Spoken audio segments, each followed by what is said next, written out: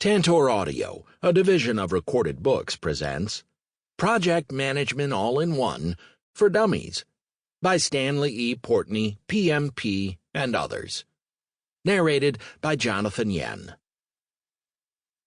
Limit of liability, disclaimer of warranty.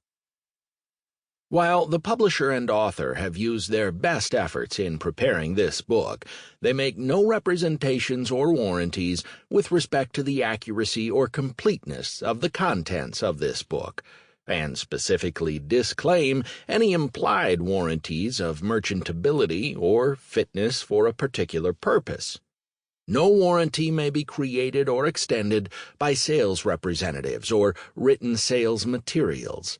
The advice and strategies contained herein may not be suitable for your situation. You should consult with a professional where appropriate. Neither the publisher nor the author shall be liable for damages arising herefrom. Publisher's Note: This audiobook refers to figures included in the print and ebook editions of the book. Introduction. No matter where you work or what you do, chances are you need to start, plan, execute, monitor, and complete projects smoothly. Project Management All-in-One For Dummies is your guide to effectively developing and using the skills you need. About this book. Project Management All-in-One For Dummies helps you acquire and cultivate some of the most important attributes needed for carrying out successful projects. Here you get pointers on starting, planning, controlling, and finishing projects, using checklists and software to help you work, trying popular new project management methods like Agile and SCRUM, and preparing for Project Management Professional (PMP) certification. A quick note. Sidebars dig into the details of a given topic, but they aren't crucial to understanding it. Feel free to listen to them or skip them. You can pass over the text accompanied by the technical stuff icon, too. The text marked with this icon gives some interesting, but non-essential, information about increasing influence. Foolish assumptions. Here are some assumptions about you and why you're picking up this book. You're an experienced project manager who wants to take your skills to new heights. You're new to project management, and you've never been on a project team, but you're eager to find out more. You're interested in finding out about different tools you can use to manage projects. You're curious about different types of project management methods, such as Agile, SCRUM, and Enterprise Agility. You want to brush up on some basics as you prepare for the PMP exam. Icons used in this book. Like all For Dummies books, this book features icons to help you navigate the information. Here's what they mean. Remember, if you take away anything from this book, it should be the information marked with this icon. Technical stuff. This icon flags information that digs a little deeper than usual into a particular topic. Tip. This icon highlights especially helpful advice about developing and using project management skills. Warning. This icon points out situations and actions to avoid in your role as a project manager. Beyond the book. In addition to the material in this book, this product comes with some Access Anywhere goodies on the web. Check out the free cheat sheet for info on the phases of a project lifecycle, project management processes, and a project manager's basic tasks.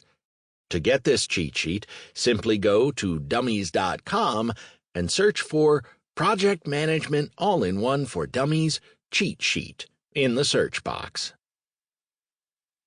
Where to go from here. You don't have to listen to this book straight through, but if you're an especially thorough person, and you probably are if you're a project manager, go right ahead. For example, if you want the basics on starting, planning, and managing a project, flip to books 1 and 2. If you want to build your Scrum skills, check out Book 5. Or if you're considering earning your PMP certification, Book 7 is the place to be. No matter where you start, you'll find the information you need to more effectively manage your work projects. Good luck. 1. In the beginning, Project Management Basics. Chapter 1. Achieving Results with Project Management. In this chapter, defining a project and its 4 phases, breaking down project management, identifying the project manager's role. Successful organizations create projects that produce desired results in established timeframes with assigned resources.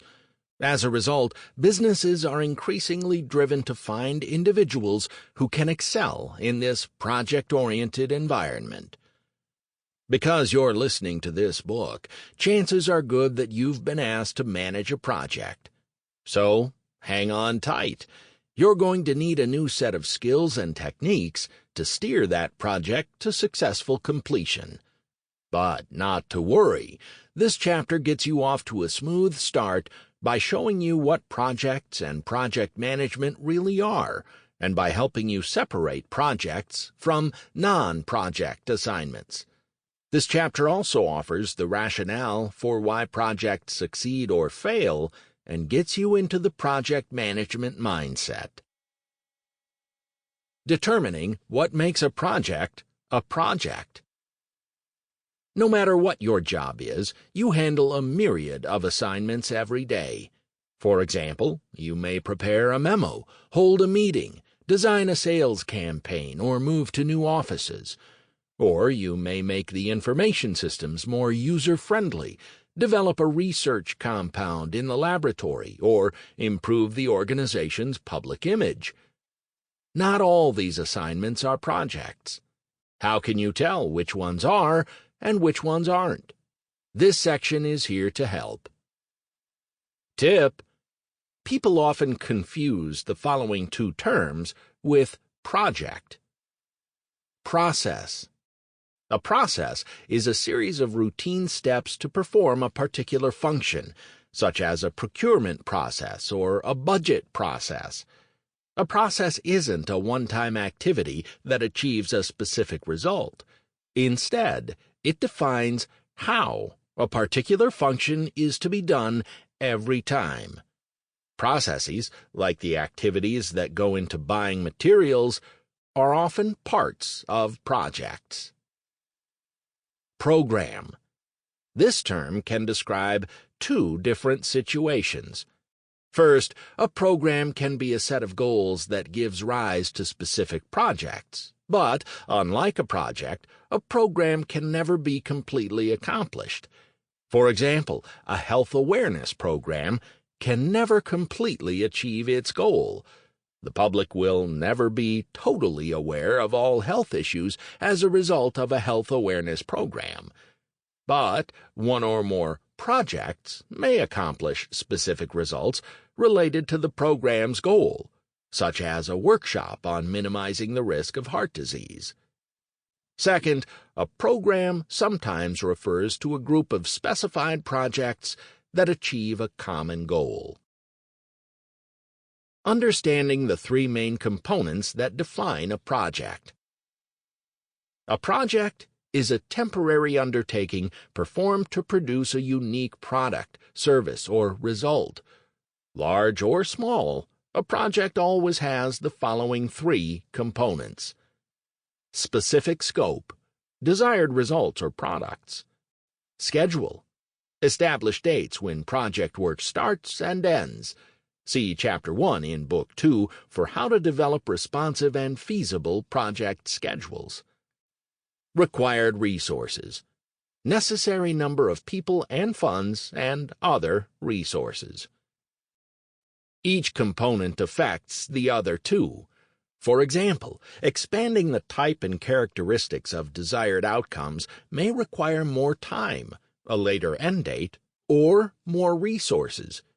Moving up the end date may necessitate paring down the results or increasing project expenditures, for instance, by paying overtime to project staff. Within this three-part project definition, you perform work to achieve your desired results. Remember, although many other considerations may affect a project's performance, see the later section, Defining Project Management, for details, these three components are the basis of a project's definition for the following three reasons. The only reason a project exists is to produce the results specified in its scope. The project's end date is an essential part of defining what constitutes successful performance. The desired result must be provided by a certain time to meet its intended need. The availability of resources shapes the nature of the products the project can produce.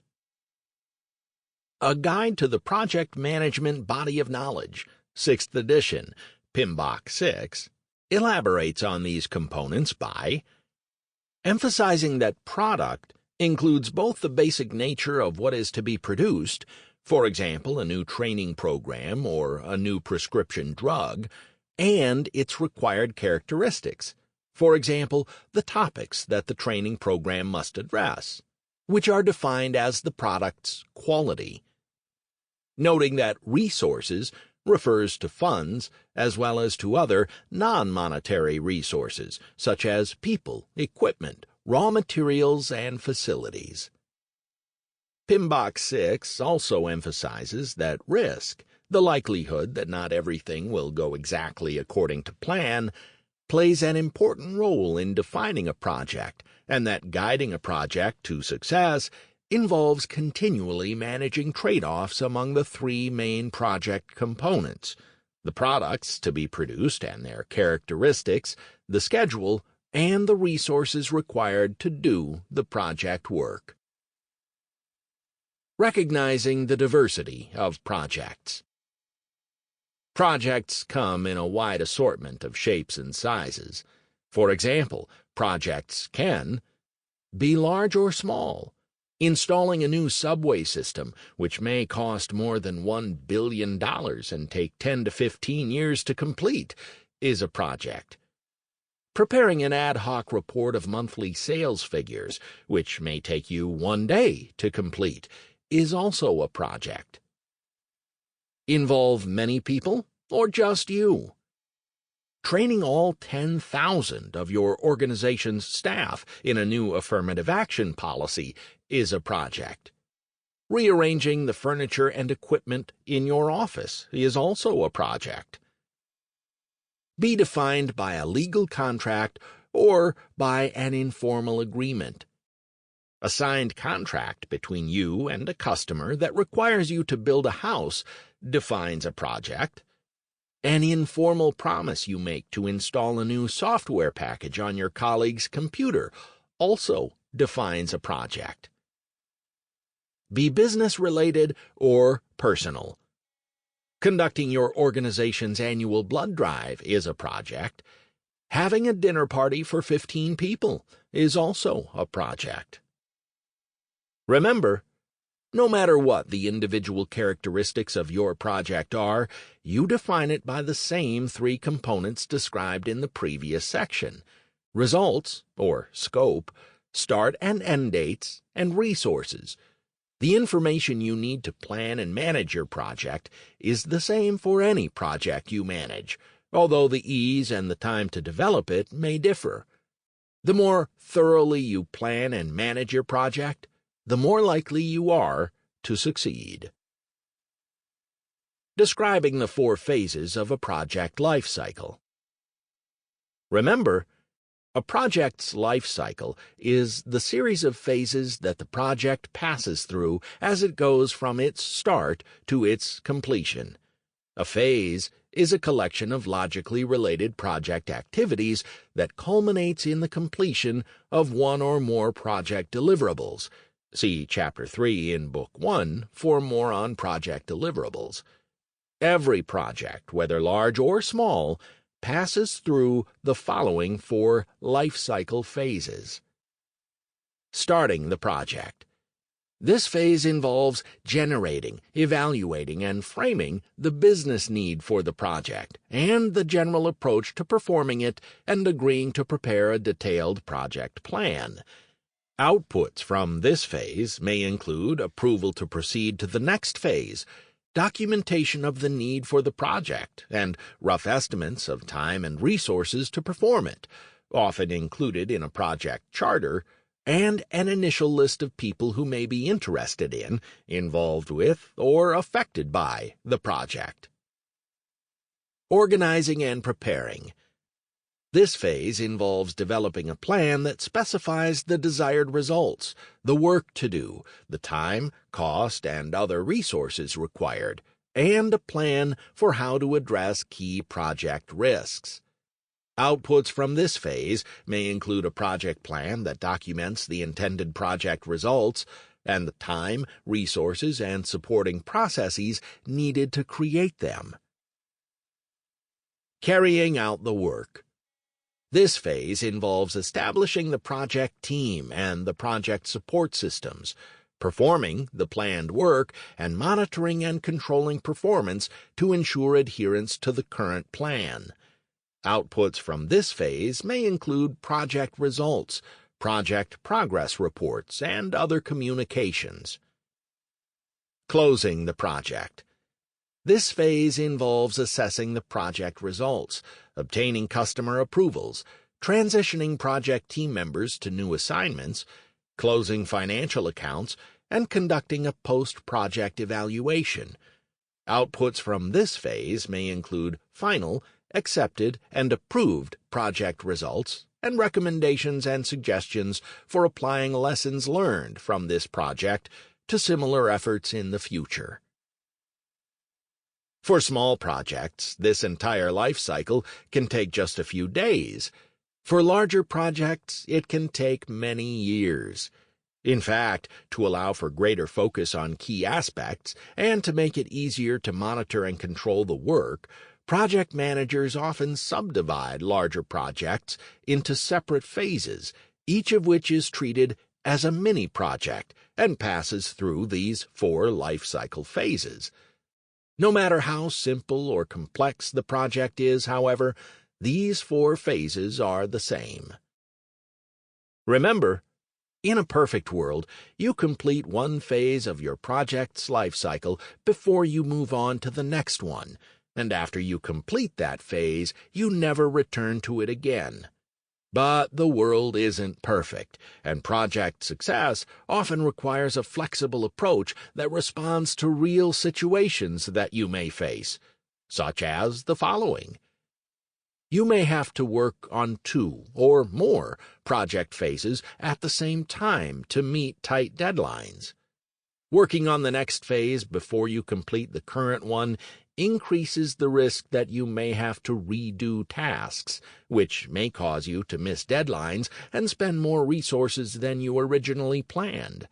If you choose this strategy, be sure people understand the potential risks and costs associated with it. Sometimes you learn by doing. Despite doing your best to assess feasibility and develop detailed plans, you may realize you can't achieve what you thought you could. When this situation happens, you need to return to the earlier project phases and rethink them in light of the new information you've acquired. Sometimes things change unexpectedly. Your initial feasibility and benefits assessments are sound, and your plan is detailed and realistic. However, certain key project team members leave the organization without warning during the project. Or a new technology emerges, and it's more appropriate to use than the one in your original plans. Because ignoring these occurrences may seriously jeopardize your project's success, you need to return to the earlier project phases and rethink them in light of these new realities. Defining project management. Project management is the process of guiding a project from its beginning through its performance to its closure. Project management includes 5 sets of processes, which is described in more detail in the following sections. Initiating processes. Clarifying the business need, defining high-level expectations and resource budgets, and beginning to identify audiences that may play a role in your project. Planning processes. Detailing the project scope, timeframes, resources, and risks, as well as intended approaches to project communications, quality, and management of external purchases of goods and services. Executing processes. Establishing and managing the project team, communicating with and managing project audiences, and implementing the project plans. Monitoring and controlling processes. Tracking performance and taking actions necessary to help ensure project plans are successfully implemented and the desired results are achieved. Closing processes. Ending all project activity. These 5 process groups help support the project through the 4 phases of its life cycle. Initiating processes support the work to be done when starting the project, and planning processes support the organizing and preparing phase. Executing processes guide the project tasks performed when carrying out the work, and closing processes are used to perform the tasks that bring the project to an end. Figure 1-2 highlights how you may cycle back from executing processes to planning processes when you have to return to the organizing and preparing phase to modify existing plans to address problems you encounter or new information you acquire while carrying out the project work. Finally, you use monitoring and controlling processes in each of the 4 phases to help ensure that work is being performed according to plans. Remember, successfully performing these processes requires the following: information, accurate, timely, and complete data for the planning, performance monitoring, and final assessment of the project. Communication, clear, open, and timely sharing of information with appropriate individuals and groups throughout the project's duration. Commitment, team members' personal promises to produce the agreed-upon results on time and within budget. Starting with the initiating processes. All projects begin with an idea. Perhaps your organization's client identifies a need, or maybe your boss thinks of a new market to explore, or maybe you think of a way to refine your organization's procurement process. Sometimes the initiating process is informal. For a small project, it may consist of just a discussion and a verbal agreement. In other instances, especially for larger projects, a project requires a formal review and decision by your boss and/or other members of your organization's senior management team. Decision-makers consider the following 2 questions when deciding whether to move ahead with a project. Should we do it? Are the benefits we expect to achieve worth the costs we'll have to pay? Are there better ways to approach the issue? Can we do it? Is the project technically feasible? Are the required resources available? Remember, if the answer to both questions is yes, the project can proceed to the organizing and preparing phase, see the following section, during which a project plan is developed. If the answer to either question is a definite, ironclad no, Under no circumstances should the project go any further. If nothing can be done to make it desirable and feasible, the decision-makers should stop all work on the project immediately. Doing anything else guarantees wasted resources, lost opportunities, and a frustrated staff. Outlining the planning processes. When you know what you hope to accomplish and you believe it's possible, you need a detailed plan that describes how you and your team will make it happen. Include the following in your project management plan: an overview of the reasons for your project, a detailed description of intended results, a list of all constraints the project must address, a list of all assumptions related to the project, a list of all required work. Chapter 3 in Book 1 discusses how to identify all required project work. A breakdown of the roles you and your team members will play. A detailed project schedule. Chapter 1 in Book 2 explains how to develop your schedule. Needs for personnel, funds, and non-personnel resources, such as equipment, facilities, and information. A description of how you plan to manage any significant risks and uncertainties. Plans for project communications. Plans for ensuring project quality. Chapter 3 in Book 2 covers how to track progress and maintain control of your project throughout its life cycle so as to achieve success. Tip: always put your project plans in writing. Doing so helps you clarify details and reduces the chances that you'll forget something.